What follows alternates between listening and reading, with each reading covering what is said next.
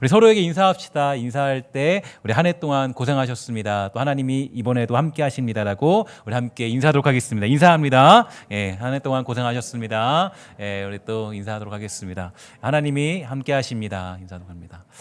그래요. 우리 하나님이 함께 하시죠. 하나님 함께 하시고 또 여전히 지금도 앞으로도 함께 하실 줄 믿습니다. 성경의 인물 중에 제가 처음으로 롤모델로 삶은 인물이 한 사람을 꼽자면 바로 여호수아였습니다. 제가 여호수아를 좋아했던 이유는 그는 모세의 시종으로 40년을 성실하게 보낸 사람이었기 때문인데요. 갑자기 어디서 바람처럼 나타나서 이 모세의 뒤를 이은 것이 아니라 이 모세의 시종으로 살다가 이 모세의 자리를 메꾸었고 또 탁월하게 그 자리를 지켜낸 사람이 바로 여호수아였습니다. 2인자의 삶을 살던 1인자의 삶을 살던 그는 어떤 자리에 있든지 간에 관여하지 않고 충성을 다하여 주어진 자리에서 성실하게 진실하게 살았던 사람이 바로 이 여호수아였죠. 그래서 저는 이 여호수아의 자세를 굉장히 좋아하고 또 여호수아가 그런 역할을 감당했다는 것에 대해서 굉장히 저는 많은 도전을 받았습니다. 19세기 영국 사상계에 가장 큰 영향을 끼쳤던 이 토마스 칼라일은요, 영웅의 역사라는 책에서 이 진정한 영웅은 이 탁월한 소수의 지도자가 아니라 성실하게 살아가는 한 사람이 바로 영웅이다, 이렇게 정의하고 있고요. 그는 영웅의 자질 가운데 가장 중요한 것을 성실성과 진실성에 두었고 그러한 까닭에 예수님을 가리켜서 영웅 중에 영웅이다, 이렇게 부르고 있습니다. 그래서 저는 40년 동안 늘 진실되게 성실하게 그 자리를 지키는 여호수아가 참 좋았는데요. 특히 요즘 이 시대에 필요한 인물이 바로 이런 사람이 아닐까라는 생각을 하게 되었습니다. 현 시대는 자신이 인정받고 각광받기 위해서 별짓을 다하는 그런 시대 아니겠습니까? 이 SNS를 보다 보면요, 가장 겸허히 살아야 할 목사들도 자기의 화려한 경력 또 세상에서 인정받은 것들을 자랑하는데 정신이 없습니다. 목사들도 그런 판인데 세상은 어떨까요? 언젠가 이 중국에 있는 한 유튜버가 고층 빌딩에서 떨어져 죽은 그런 사건이 있었는데요. 그가 하는 일은 이 고층 건물에서 매달려서 이 턱걸이를 한다거나 아주 위험한 일을 연출함으로 사람들에게서 인정을 받고 돈을 버는 직업을 가진 사람이었습니다. 근데 어느 날 이 상상치 못한 사고를 당하게 되는데요. 늘 하던 일처럼 60층이 넘는 고층 빌딩에 매달려서 이 턱걸이를 하고 올라가려고 하는데 갑자기 힘이 딸렸는지 주춤하더니 떨어져 버리고 말았고 결국 그는 비참한 최후를 맞이할 수밖에 없었죠. 요즘 시대에 이 많은 사람들은 누군가의 중심에 서기를 원하고요. 또 인정받기를 원하고 1등함으로 말미암아 주인공이 되기를 원하죠. 그러나 우리가 기억해야 될 것은 주인공이 인정받기 위해서는 여호수아 같은 그리고 평생을 2인자로 살았던 갈렙과 같은 인물이 반드시 있어야 한다는 것을 잊지 말아야 됩니다. 그리고 저는 이런 사람들을 가리켜서 동역자다라고 지칭하고 싶은데요. 언젠가 제가 이 아주 좋은 기회로 말미암아 이 뮤지컬을 본 적이 있었습니다. 그런데 뮤지컬은 사실 좀 비싸죠. 비싸서 잘 볼 엄두를 못 내는데요. 어떻게 하다 보니까 볼 수가 있게 됐어요. 그런데 정말 아름답고 놀랍고 이 뛰어난 뮤지컬을 볼 수가 있었습니다. 저는 3시간 동안 그걸 보면서요, 야, 이런 문화가 있구나라고 감탄을 멈추지 못했는데 이 조명의 아름다움이 있었고 또 배경의 그림이 굉장히 좋았고요. 또 주인공과 함께 호흡을 맞추면서 연기자들이 모두가 최상의 그런 어떤 아름다움을 보여주었는데 그렇다면 이 뮤지컬 중에 과연 누가 주인공이라고 말할 수가 있을까요? 물론 그 무대 위에 각광을 받는 인물 한두 명쯤은 있을 테지만 조연 없는 주연이 가능하겠습니까? 만약에 조명이 없다면, 그림이 없다면 주인공은 그렇게 주인공다운 역할을 감당할 수 없을 것입니다. 그 무대에 힘을 쏟고 한 걸음이라도 들어놓는 그들 모두가 다 주인공이라고 말할 수가 있겠죠. 동역자라는 건요, 서로의 생각을 나누고 또 눈을 맞추고 인정하는 관계입니다. 그래서 주인공으로 무대에 스포트라이트를 받는 사람과 옆에서 함께 춤을 추는 그들과 호흡을 맞추며 감정을 나누는 사람들이 바로 동역자라고 정의할 수 있는데 이 동역자 의식이 교회에 반드시 필요한 마음이에요. 만약에 이 동역자 의식이 없다면 우리는 서로 시기하고 질투할 것입니다. 만약 동역자 의식이 없다면 나만 힘들다 이렇게 얘기할 거예요. 만약 동역자 의식이 없다면 나만 힘들다고 말하면서 결국 불평과 불만이 가득한 공동체가 될 수밖에 없는 것입니다. 예수님은 우리를 가리켜서 너는 나의 친구다, 나는 너의 친구다, 이렇게 우리에게 정의해 주셨어요. 이것은 곧 우리가 예수님의 동역자가 된 것을 의미해 주고 있는 거죠. 예수님은 무대 위에 있는 엑스트라들을 한 번도 무시한 적이 없고요, 언제나 존중하며 그들을 위해서 자신의 목숨을 버리셨습니다. 그냥 한 번 지나가는 사람 1, 사람 2, 사람 3, 나무 1, 나무 2, 나무 3, 그들을 위해서 자기의 목숨을 버리시고 그들을 친구 삼으셔서 함께 하나님 나라를 이루기로 작정하신 분이 바로 우리 예수님입니다. 이것이 바로 우리들이 가져야 될 동역자 의식이고요, 예수님의 마음이 되죠. 오늘 우리들이 속한 이 공동체가 예수님의 마음을 품어 동역자로 살아가는 복되고 아름다운 교회가 다 되기를 주의 이름으로 간절히 부탁을 드리겠습니다. 성경의 많은 인물들에게는 늘 동역자들이 있었는데요, 이 아브라함은요, 성경에 나타난 주연급 인물이죠. 여러분, 아브라함 기억하십니까? 믿음의 조상하면 아브라함 아니겠어요? 그러나 그런 그에게도 그를 돋보이게 해준 인물이 있었는데요, 엘리에셀이라는 사람이에요. 이 사람은 아브라함의 종이었습니다. 그는 평생을 아브라함의 배후에서 섬겼고요, 아브라함의 일을 도맡아오던 사람이 바로 엘리에셀이었어요. 심지어 아브라함은요, 엘리에셀을 그 상속자 삼으려 할 정도로 그를 사랑했고, 그는 아브라함에게 충성한 사람이었습니다. 또한 엘리에셀은 이삭과 리브가를 만나게 해준 결정적인 역할도 감당한 사람이었어요. 이처럼 엘리에셀이라는 종은 언제나 아브라함의 모든 일을 감당해준 진정한 동역자였습니다. 그는 늘 아브라함에게 충성했고 성실하게 하나님을 경외한 사람이었어요. 엘리에셀은 만나는 사람들에게 주인을 자랑했고 주인의 하나님을 증거했고 자신을 드러내지 않았고 오직 주인을 드러내고 주인의 하나님을 찬양하고 그 주인의 아들을 자랑합니다. 창세기 24장 35절과 36절이에요. 여호와께서 나의 주인에게 크게 복을 주시어 창성하게 하시되 소와 양과 은금과 종들과 낙타와 나귀를 그에게 주셨고 나의 주인의 아내 사라가 노년에 나의 주인에게 아들을 낳음에 주인이 그의 모든 소유를 그 아들에게 주었나이다. 이처럼 엘리에셀은요, 아브라함을 빛나게 해준 동역자로서 매우 성실하게 주를 경외하며 진실되게 살았던 사람이었습니다. 이 사람으로 인하여서 아브라함은 믿음의 조상으로 불리우는 그런 자리까지 갈 수가 있던 것입니다. 여러분, 모세도 마찬가지예요. 그에게는 아론과 훌이라는 좋은 동역자가 있었죠. 아론은 여러분들이 익히 들어 잘 알고 있는 사람이지만 여러분, 훌에 대해 들어봤습니까? 훌이 누구일까요? 훌에 대해서 여러분 우리가 잘 못하게 되는데요, 훌은 잘 이렇게 생각을 많이 못 해봐요. 그래서 저도 이렇게 성경을 연구하다 보니까 훌이 누군가 보니까요, 일단 훌은 어떤 사람이냐, 아말렉과의 전투에서 여호수아의 팔을 아론과 함께 잡아준 것까지는 알겠는데 그는 도대체 누구일까? 성경에 등장한 훌을 한마디로 정해보면 그는 섬김에 통달한 사람이었습니다. 일단 모세가 기도할 때 피곤하지 않도록 섬세하게 섬겼고 하나님의 역사를 써내려간 모세의 귀중한 동역자였어요. 특히 훌이라는 이름의 뜻을 보면요, 존귀함이라는 뜻을 가지고 있죠. 그는 충성된 일꾼이 되어서 그 이름대로 존귀한 자가 됩니다. 훌은 갈렙의 아들로서요, 여호수아와 함께 충성을 다하여 모세를 섬긴 사람이었어요. 물론 이게 나이가 차이가 있는데요. 왜 나이 차이가 있냐면 이 훌로 말미암아 갈렙이 그 유다 지파로 들어가게 되는 그런 모습들이 있죠. 이게 계보로 있는 거예요. 그러니까 훌의 아버지 갈렙이 누굽니까? 일단 본래 그나스 사람이었는데 이 사람은 에서의 후예를 말합니다. 그런데 어떤 일이 일어나나요? 하나님께서는 갈렙과 훌의 충성됨을 보시고 유다 지파에 소속될 수 있는 은총을 베푸십니다.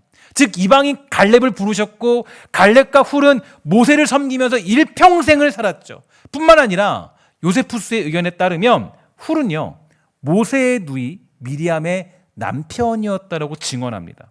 그래서 그는 에서의 후손에서 모세의 가족이 되는 놀라운 복을 누릴 수 있던 것입니다. 그의 신분이 변화되어서 유다 지파에 들어가는 축복을 받게 된 거죠. 더 놀라운 것은 훌의 손자인 부살렐도요, 모세를 섬겼고 성경은 증언하고 있습니다. 그의 섬김이 인생과 가문을 변화시키게 된 거예요. 나아가 하나님은 부살렐에게 성막을 건축하는 일도 맡기셨죠. 이처럼 하나님은 충성되이 섬기는 사람들을 그냥 두지 않아요. 마음껏 하나님이 축복하는 것을 우리는 성경을 통해서 확인할 수가 있게 됩니다. 그리고 충성은 부름받은 백성들이 누리는 성령의 열매라는 것을 기억할 때 우리는 충성과 섬김을 멀리할 수 없는 것입니다. 지글러는 이렇게 말했습니다. 다른 사람들이 원하는 것을 얻도록 당신이 도울 수 있다면 당신은 인생에서 원하는 것을 모두 얻을 수 있다. 또한 앤드류 카네기도 말해요. 다른 사람들을 부유하게 만들지 않은 사람은 부자가 될 수 없다. 우리의 영적인 원리도 똑같습니다. 누군가를 섬기는 것에 인색하면 그러면 섬김받을 수 없고, 누군가의 영적인 풍성함을 만들지 않는 사람이 영적인 풍성함을 누릴 수 없다라는 거예요. 이게 하나님의 원리이기 때문입니다. 하나님의 원리는 남을 윤택하게 할 때 자신이 윤택하게 된다라는 원리를 가지고 있는 것이죠. 다른 사람의 꿈을 성취하도록 도와줄 때 우리의 꿈도 성취되는 것입니다. 이뿐만이 아니라 성경에는 영적 지도자와 호흡을 맞춘 여러 동역자들이 존재했고, 이 동역자들로 인하여서 성경의 인물들이 존재했고, 오늘 우리가 보고 있는 바울도 자기 사역을 잘 감당할 수 있었습니다. 특히 바울에게는요, 굉장히 많은 동역자들이 있었죠. 그런데 저는 그 중에서도 가장 기억에 나는 사람이 있다면 빌립보서에 등장하는 에바브로디돈입니다. 이 사람은 참 인상이 깊었는데요. 그는 주님을 위해 바울과 빌립보 성도들을 위하여서 죽기까지 헌신한 사람으로 잘 알려져 있습니다. 그래서 사도 바울은 그의 헌신을 이렇게 얘기했습니다. 함께 군사된 자다. 그러니까 디모데후서 2장 3절과 4절을 보면요, 군사에 대해서 이렇게 정의해요. 우리 함께 이 말씀을 읽어보도록 할까요? 시작. 내가 그리스도 예수의 좋은 군사로 나와 함께 고난을 받을지니 군사로 다니는 자는 생활에 얽매여 있는 자가 하나도 없나니 이는 군사로 모집한 자를 기쁘게 하려 함이라. 아멘. 군사가 된다는 것은 헌신한다는 의미를 담고 있습니다. 그리고 에바브로디도는 예수님의 좋은 군사였기 때문에 그는 목숨을 다해서 바울을 섬겨줄 수 있던 것입니다. 특히 이 사람의 헌신은 하나님의 영원하신 시각에 따라 이루어진 헌신이었어요. 그래서 첫째로 그는 주님께 헌신하였고, 둘째로는 바울이었고, 셋째로는 빌립보 성도들이 그의 헌신의 대상이 되었어요. 에바브로디도는요, 바울이 로마 감옥 가운데 투옥되어 있을 때 빌립보 교회에 파송된 사람이었죠. 그러면 왜 하필이면 빌립보 교회의 수많은 사람 중에 이 사람을 보내게 된 것인가요? 여기에 정답은 없지만 많은 사람들이 추측하는 것은 이 에바브로디도가 감옥 생활에 관하여 잘 알고 있는 한 사람일 것이라고 추측하고 있습니다. 여러분, 감옥하면 떠오르는 사람이 있는데 누구냐면 바로 여러분 사도 바울이 이 감옥에서, 빌립보 감옥에서 간수를 이렇게 그 사람을 구원시키는 장면이 있잖아요. 이 사람이 바로 에바브로디도라는 추측을 하고 있는 것이죠. 어찌되었든 이 사람에 대한 바울의 평가는 이렇습니다.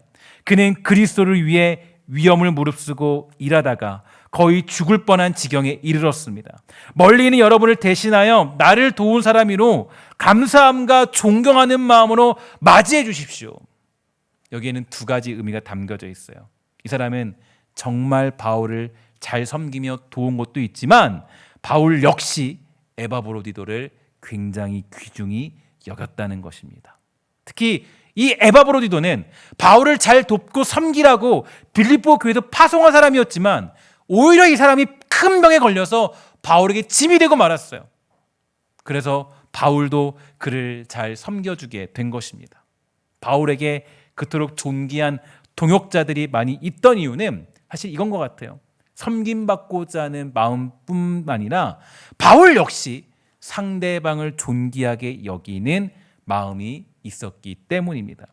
보통 우리는 어떤 동역자를 만날 것인가, 어떤 사람을 만날 것인가를 생각하지만 실제로는 내가 어떤 동역자가 되느냐가 더 중요한 것이죠. 내가 그 사람을 존귀하게 여기면 그 사람도 나를 존귀하게 여기게 되는 것입니다.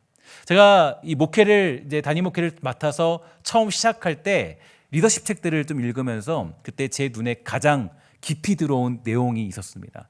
이 존 맥스웰이라는 사람이 쓴 책에 있는데요. 이 존 맥스웰이 동역자를 만드는 방법에 대하여서 이 다음과 같이 정의해 줬습니다. 우리 한번 첫 번째 읽어볼까요? 시작. 그들을 믿어주라. 그렇죠? 두 번째 뭐예요? 시작. 그들을 격려해 주라. 세 번째 그들과 나누라. 그리고 네 번째 시작. 그들을 신뢰하라. 이게 바로 동역자를 만드는 방법이라는 거. 근데 앞에 보면요, 영어가 이렇게 있죠. 뭐 believe, 뭐 encourage 이렇게 있는데 이거를 다 합하면 뭐가 되냐 보니까요, 뭐예요? 베스트가 되는 거예요.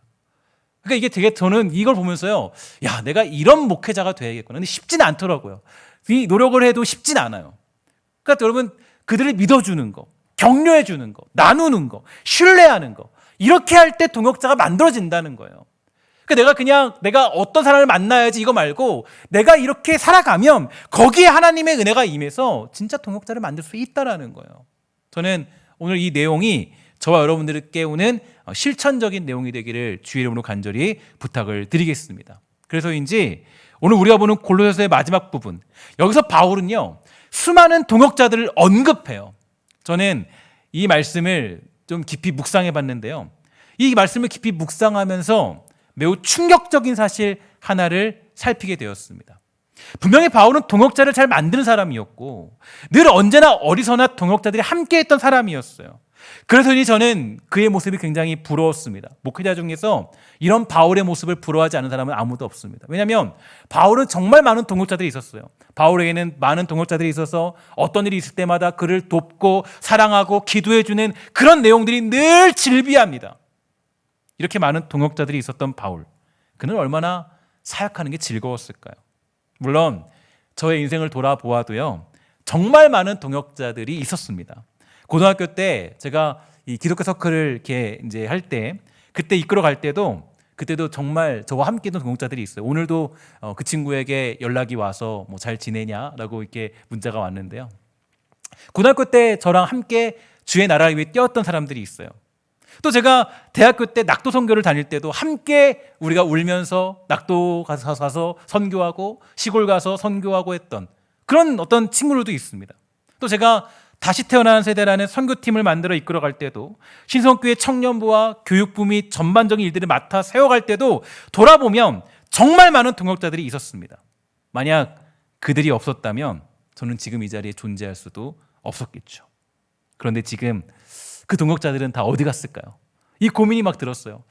내가 분명히 목숨을 나눌 정도로 사랑하고 했던 동역자들인데 그들이 다 어디 갔을까? 잘 연락도 잘 안 되는 사람들도 있고 함께 뛰고 울면서 기도했던 사람들인데 사이가 안 좋은 사람도 있고 저를 자책하는 마음이 들었습니다. 그래서 사실 이 본문을 제가 오늘 이 송구영신 예배 때 여러분들과 나누고자 했던 것은 어저께 새벽 예배를 드리면서 이 말씀이 굉장히 제 마음을 쳤습니다. 어디 갔을까? 그럼 제 마음을 자책하기 시작했어요.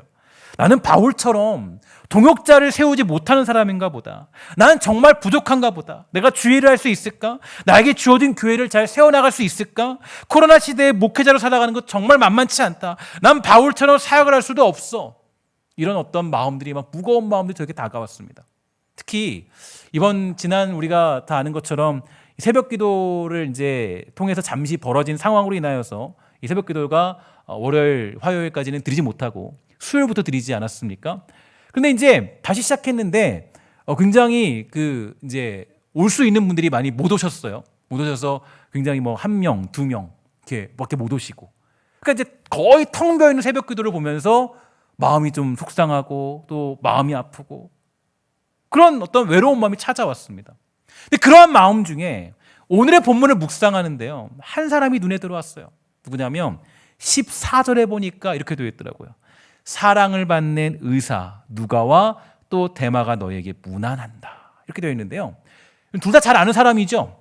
근데 특히 여러분 데마는 누구입니까? 여기에 데마가 등장하는 건 잘 모르고요.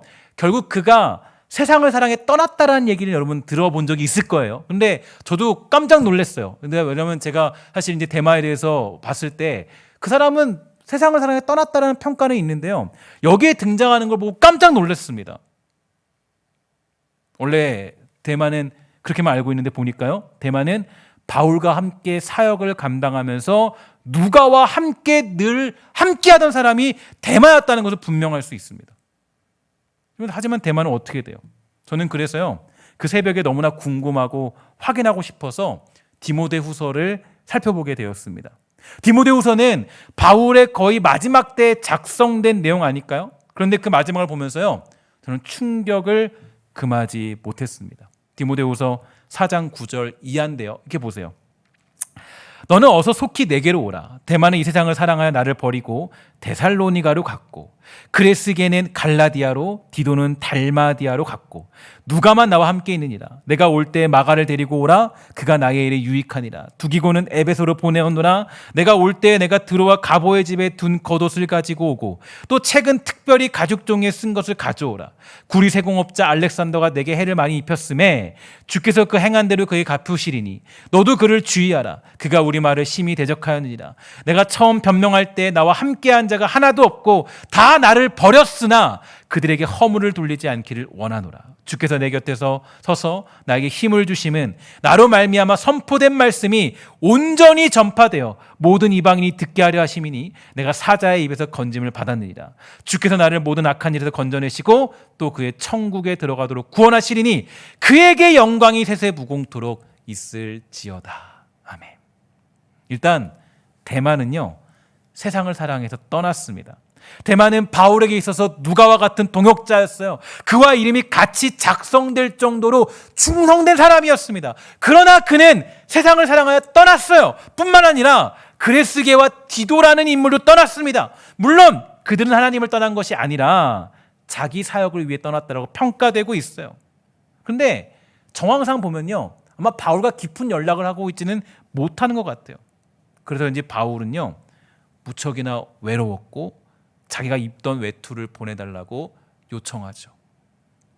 외투를 보내달라고 하는 바울의 그 쓸쓸함이 느껴지십니까? 내가 쓴 책을 갖고 와라. 늘 보던 책을 갖고 와라. 아마 바울은요, 지금 혼자 남았다라는 생각이 들었던 것 같아요. 또한 수많은 고난 중에 아마도 바울은 최악의 고난을 만났던 것처럼 보입니다. 그래서 바울이요, 유일하게 이런 얘기를 해요. 뭐라 그러냐면은 구리세공업자의 핍박을 조심하라고 말하면서 뭐라 그래요? 하나님이 그에게 갚으실 것이다. 그러니까 굉장히 아주 심각한 고통을 당하게 된 거예요. 어찌되었든 바울에게는 이런저런 현실들로 인하여서 외로움이 몰려왔고 그나마 누가가 함께 있어서 그를 위로해주는 상황이었습니다. 오늘 본문에 등장한 많은 동역자들이 있었지만 바울의 현재 상황은 아무것도 남지 않은 외로운 상황이 되고 만 것입니다. 심지어 16절에 보면요, 사도 바울이 자기 상황을 이렇게 표현해요. 이렇게 얘기하죠. 내가 처음 재판관 앞에 끌려갔을 때 나를 도와준 사람이 한 명도 없었습니다. 모두 나를 버리고 떠났지만 그들이 비난받지 않기를 바랍니다. 그러니까 사도 바울이 분명히 지금 아까 골로새서는 굉장히 많은 동역자들을 언급했는데 지금 보니까 아무도 남지 않은 거예요. 심지어 자기가 지금 재판관 앞에 끌려갔는데 아무도 자신을 변명해 줄 사람이 한 명도 없다라는 거예요. 왜냐하면 만약 바울을 변호했다가는 인생을 종칠 수도 있기 때문이죠. 저는 동역자를 삼는 것, 내가 동역자가 되는 것, 그리고 동역하며 주의를 하는 것은 매우 중요한 기본적인 사역의 원리라고 생각합니다. 하나님은 그렇게 자기를 이루시기 때문이에요. 그럼에도 불구하고 중요한 건요, 바로 다음의 고백이에요. 디모데후서 4장 16절과 18절 말씀을 쉬운 성경으로 읽어드립니다. 내가 처음 재판관 앞에 끌려갔을 때 나를 도와준 사람이 한 명도 없습니다. 모두 나를 버리고 떠났지만 그들이 비난받지 않기를 바랍니다. 이제 잘 보세요. 주님께서는 그 순간에 나와 함께 하셔서 이방인들에게 용기 있게 복음을 전할 수 있게 해 주셨습니다. 주님께서는 모든 이방인들까지 주님의 말씀을 듣기를 바라셨던 것입니다. 또한 나를 사자의 입에서 구해 주십니다. 주님은 내게 해를 입히려는 모든 사람들에게서 나를 구해 주시고 하늘나라에 안전히 들어가게 하실 것입니다. 우리 주님께 영원토록 영광을 올려드립니다. 아멘. 저는 이 바울의 고백이 너무 멋진 고백이라고 생각이 들었어요. 설령 나 혼자 남아있다 할지라도, 설령 나 혼자 죄를 감당하고 있다 할지라도, 나 자신을 위로해 주거나 변명해 주는 사람이 한 명도 없다 할지라도 하나님께서는 자기 일을 이루시는 하나님이시기 때문에 우리는 어떠한 순간에도 소망을 잃어버리지 않고 주의 일을 감당할 수 있는 주의 백성이 될 수 있는 것이죠. 심지어 동역자가 없을지라도 성경에는 많은 인물들이 다 동역자로 말미암아 그 하나님이 주시는 은혜를 누린 사람들이었어요. 그러나 동역자가 없을지라도, 정말 나 혼자 광야에 벌어져 있을지라도, 여러분 혼자 교육부 사역을 감당하고 여러분 혼자 주의 사역을 감당하고 아무도 충성하지 않는데 나 혼자 나와서 주의 일을 감당한다 할지라도 우리 하나님이 자기 일을 못 이룰 하나님은 아니시라는 거예요. 사도 바울은 그것을 경험하게 된 거예요. 저는 이 고백이 너무나도 멋진 고백이라고 생각해요. 왜냐? 우리는 때로는 주의 일을 감당할 때 외로움을 느낄 때도 있거든요. 야, 왜 나만 충성하는 것 같지? 왜 나만 주의 일을 감당하지? 아, 나밖에 안 남은 것 같아? 아까 제가 느꼈던 그런 외로운 감정들을 느낄 때가 종종 있어요. 그럴 때가 분명히 있다고요. 그러나 이때, 이러한 때에도 우리 하나님은 자기 일을 반드시 이루신 하나님이기 때문에 우리는 나에게 주어진 상황 속에서 두려워하지 않고 그 일들이 이루어질 것을 믿고 믿음 가지고 살아갈 수 있는 그런 백성이 될 수 있는 것입니다. 물론 우리는 동역자 맺기를 힘써야 되겠죠. 바울에게는 여전히 많은 동역자들이 분명히 있었지만 그는 아마 이렇게 깨달았을 거예요. 동역자가 있기 때문에 하나님의 뜻이 이루어지는 것이 아니라 하나님이 계시기 때문에 동역자라는 선물을 받는 것이구나. 지금 나 혼자 광야에 있다 할지라도 두려워할 것이 없는 것은 우리 하나님이 저와 여러분들을 부르셨기 때문입니다. 여러분, 22년도에도 하나님이 부르신 자리, 여러분들이 이루시는 것이 아니라 스스로 계신 하나님께서 여러분들에게 그 하나님의 계획을 이루시는 하나님이신 줄 믿고 주어진 자리에 충성과 최선을 다하는 복되고 아름다운 주의 사람 다 되기를 주의 이름으로 간절히 부탁을 드리겠습니다. 그런 의미에서 저는 오늘 이 주제를 이렇게 정했어요. 다시 한번 읽어볼까요? 시작. 내일 일에 염려하지 말고 오늘 일에 힘써라. 아멘. 여러분 어떠세요? 코로나 시대에 우리에게 너무나도 중요한 주제의 말씀 아닌가요? 고민을 많이 했어요. 하나님, 사실 제가 하나님께 주제 말씀을 구하면서 기도를 정말 많이 했거든요. 왜냐하면 주제 말씀은 아무래도 하나님이 허락해 주셔야 이 말씀을 가지고 한 해 동안 살아갈 수 있잖아요. 그래서 기도를 많이 했는데 사실 제가 이제 이거를 이제 언제 이제 알게 됐냐면 정말 기도를 많이 해요. 저도 자꾸 이제 강도하님이 얘기하는 거예요. 목사님, 주제를 말씀을 주셔야죠. 그죠? 왜냐면 내년 1년 계획을 짜야 되는데 저기서 달라고 이제 재촉을 하는 거예요. 제가 그래서 이제 줄게. 좀만 기다려. 근데 제가 고민을 많이 하다가 하나님께 기도하면서 새벽에 하나님 주신 말씀이 그거였어요. 오늘 일에 내일 일에 그죠? 염려하지 말고 너 오늘 일에 힘써라. 내일 일에 염려하지 말고 내일이 어떻게 되든 스스로 계신 하나님이 계시다면 두려울 게 없잖아요. 그 하나님이 이루시는데 심지어 이 사도 바울이 얘기하는 거예요. 나는 동역자가 없어도 아무도 나를 변명해 주지 않았는데 그런 상황인데도 우리 하나님은 자기 뜻을 완벽하게 이루시는 하나님이다. 이걸 깨닫는 자리로 가는 게 우리의 가장 중요한 믿음이 되는 것입니다. 나 홀로 남아도 우리 하나님이 역사하신다. 따라합시다. 하나님은 반드시 자기 뜻을 완성시키신다. 오늘 여러분에게 이 믿음이 있게 되기를 주의 이름으로 간절히 축원합니다. 이게 우리의 잊지 말아야 될 믿음이 되는 거예요. 지난 한 해도 저와 여러분은 너무 부족한 모습으로 살았을 거예요. 그러나 잊지 마십시오. 하나님께서 이루지 못한 일은 없어요. 여러분들과 저의 연약함이 있었고 교회의 부족함이 있었지만 그러나 하나님께서 이루지 못한 일은 단 한 개도 없습니다. 이게 우리의 믿음이에요. 우리가 때로는 너무 연약하고 부족한 모습으로 나왔지만 우리 하나님은 한 번도 그 모든 문제를 놓친 적이 없는 분이세요. 우리는 코로나로 인하여서 아무것도 성장하지 못한 것 같고 이루어진 것이 없는 것처럼 보여도 하나님은 자신이 계획한 일을 이루지 못한 것이 없습니다. 그것을 완성하시는 우리 하나님, 저는 그 하나님이 너무 좋고 우리 그 하나님을 말미암아 저는 소망을 누릴 수 있게 되었습니다. 여러분 22년도도 우리 하나님이 완벽하게 역사하실 줄 믿습니다. 하나님을 믿고 성실하게 동역자로 살아가는 것을 주저하지 마십시오. 이건 우리의 기본적인 사역의 원리일 뿐 아니라 삶의 방식이에요. 하지만 하지만 마지막 결론적으로 그럼에도 불구하고 혼자 외로이 그 길을 걸어가야 할 때가 있다면, 혼자 교육부를 섬겨야 될 때가 있다면, 혼자 안내팀을 섬겨야 될 때가 있다면, 나 혼자 사람들을 섬겨야 될 때가 있다면, 나 혼자 새 가족을 섬겨야 될 때가 있다면, 나 혼자 재정을 섬기고 나 혼자 찬양을 섬겨야 될 때가 있다면, 아무도 충성하지 않는데 홀로 충성해야 될 때가 있어요. 아무도 동역자도 있지 않을 때가 있어요. 꼭 동역자가 있는 건 아니에요. 없을 때도 있어요. 나 혼자 남을 때도 있어요. 그러나 여러분 기억하세요. 꼭 기억하세요. 그러나 그러한 때에도 하나님은 그의 뜻을 이루기에 부족한 하나님이 아니시라는 거예요. 이게 우리에게 너무나도 중요한 메시지죠. 우리 하나님은 어떠한 순간에도 자기 뜻을 이루시는 하나님이에요. 21년에서 22년으로 바뀌는 이 순간에도 하나님은 자신의 계획을 철저히 실수 없이 이루시는 하나님. 저도 그 하나님 믿고 목회 사역을 감당할 것이고, 여러분들도 그 하나님 믿고, 저를 믿는 게 아니에요. 성도를 믿는 게 아니에요. 스스로 계신 그 하나님을 믿고 우리는 그 하나님께 충성하며 주어진 자리에 최선을 다하며 살아가는 것입니다. 제가 여러분에게 소망을 두고 주의 일을 감당하는 것은 여러분이 괜찮은 능력 있는 성도이기 때문이 아니라 하나님이 저에게 주신 동역자이기 때문입니다. 여러분이 저에게 소망을 두고 있는 것은 제가 괜찮은 문제없는 목사이기 때문이 아니라 하나님이 여러분에게 허락해 주신 목자이기 때문에 여러분들은 저를 두고 소망을 두고 살아갈 수 있는 거예요.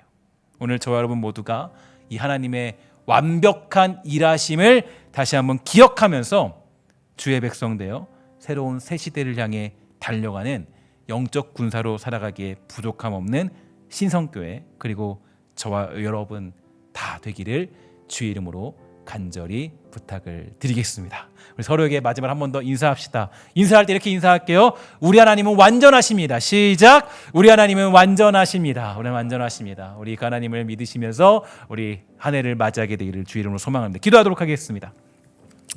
하나님 감사합니다. 사랑하는 주의 백성들 모두가 정말 이 시간에 다시 한번 주님의 완전하심, 완벽하게 일하신 하나님, 때로는 홀로 남아도 그렇게 많던 동역자가 다 사라지고 혼자 남아서 자신을 변명해 줄 수 있는 사람조차 없는 바울의 처지. 그럼에도 바울은 고백합니다. 우리 하나님은 완벽하게 일하신 하나님이다. 우리 하나님은 실수 없이 자기 뜻을 완벽하게 이루신 하나님이다. 하나님, 우리에게도 그런 믿음이 있도록 허락하여 주시고, 우리에게도 그런 충성이 있도록 허락하여 주시고, 우리에게도 그런 하나님의 완전하심, 스스로 계신 하나님, 그 하나님 앞에 충성할 수 있는 복되고 아름다운 믿음의 사람 되어서 정말 부족함 없도록 주님 허락하여 주시옵소서. 혹시라도 우리 사랑하는 백성들이 혹시 사람 때문에, 동역자 때문에, 아니면 주어진 환경 때문에 혹시라도 마음속에 부담 있고 아니면 나 혼자 남아있는 것 같은 외로움에 처한 사람이 있습니까? 그들을 위로해 주시고 하나님의 나라와 영광의 그 소망들이 회복될 수 있도록 주님 허락하여 주시옵소서. 모든 말씀 예수님의 이름으로 간절히 기도합니다. 아멘.